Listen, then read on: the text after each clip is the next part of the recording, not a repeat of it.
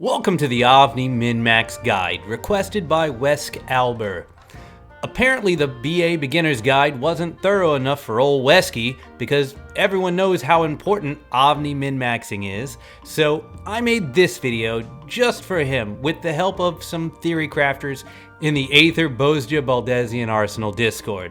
In this guide, we'll cover everything you need to know to flex on noobs with an unbeatable parse on your kind of toxic and loser vibes YouTube channel. We're assuming that you're playing Samurai, and here's some Japanese to build street cred with the weebs. Fujitsu, Iaijutsu, Midari Setugekka. And let's make sure we follow Wesky's rules for a guide. This video is framed in the mindset of players completely new to Final Fantasy XIV or the MMO genre in general, or generally still inexperienced. Optimal rotations are better left to their own in-depth videos just due to how much complexity is involved in perfect openers and overall rotations. This is not meant to be a purely optimal guide, as there are further places you can research optimal Samurai Ovni strats on. Oh, wait, that's basically the exact script for your Samurai 1 to 90 guide, Wesky, but you said that if it doesn't contain everything I could possibly think to say in detail on the subject, it isn't a guide. Which is it now?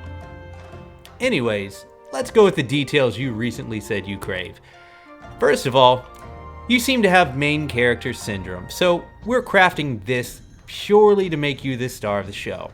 Let's put you on the most selfish DPS, Samurai. Next, we need to make sure that we put you in a party designed solely to help you grow your DPS EPing, so let's give you a party comp of Astrologian, Monk, Dragoon, Bard, Dancer, Summoner, and Red Mage to maximize your buffs from party members. Outside of your party in a supporting role, we'll also have at least one Scholar, one Ninja, and a Spirit Dart user to pump those numbers even further. Now, in one of your videos, you'd probably spend literally 10 pointless minutes showing the tooltips for each of those jobs' DPS buffs so that your video can reach a total length of like 40 minutes. But let's be honest, you just like hearing yourself talk more than I do, which is crazy because I think I like hearing myself talk a lot. But Jesus, man, you love you some bloat. Anyways, you're elemental level 60. Now, make sure you're prepared for this moment by getting the following: Kirin Tasod with direct hit and determination materia, then the remainder of the left side of all elemental +2 armor. Make sure you glam it to look like a dweeb too. I know that's your thing. Obviously, you need a Physios weapon too, so grind that out and also max out the crit, direct hit, and add at least 84 determination on it too. On the right side, just use level 90 tome or raid gear.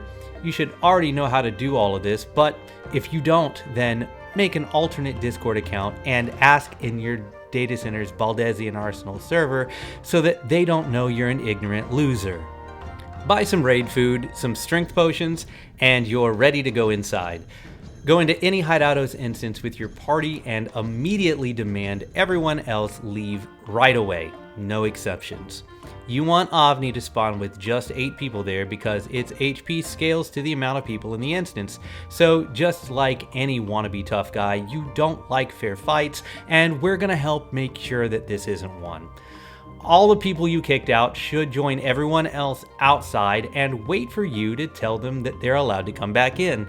Since you're the main character, I would expect it would be basically no work at all to have 136 people on standby at the pier waiting for your command.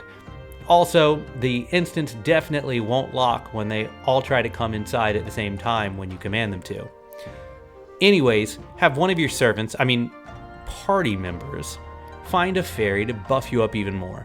While they're locating it, make your Logos actions. You need a Focus double-edged plate active and a Duelist double-edged plate in reserve on your tray. Once you're good there, go get your elemental buff, build up 3 Sin, and head down to the Ovni Fate circle here.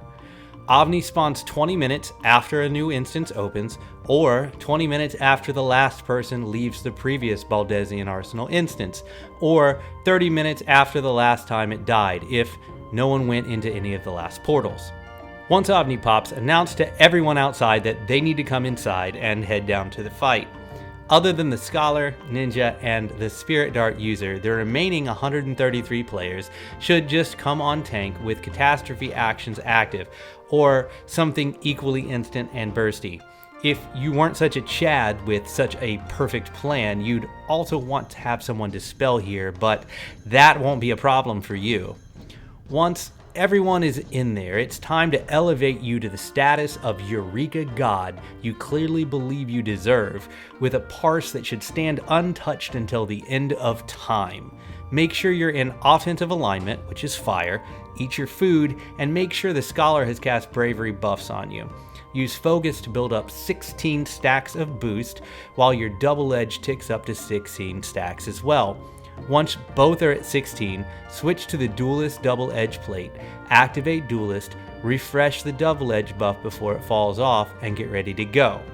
At this point, we sync everything up extremely precisely to destroy Ovni in less than 10 seconds because mechanics are lame, so you shouldn't have to do any.